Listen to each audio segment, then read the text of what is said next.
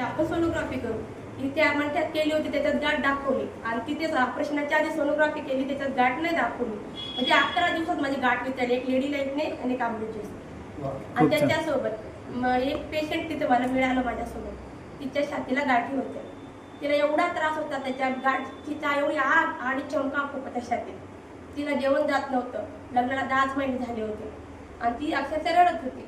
मग मला तिथे सोनोग्राफी केली. डॉक्टर म्हणले, मॅडम तुमच्या 10 दिवसापूर्वीच्या सोनोग्राफी गाठ दाखवली आणि आता वितळलेली दाखवता, तुम्ही काही खाल्लं का? मी म्हटलं मी आयुर्वेदिक औषध घेतलं. म्हणले ते तुमची गाठ वितळली. तिने तेवढंच ऐकलं, माझा नंबर घेतला, ती तिच्या घरी, मी माझ्या घरी. 10 दिवसानंतर तिने माझे मोबाईलचे स्टेटस वगैरे व्हिडिओ बघितले. त्याच्यानंतर मला फोन केला.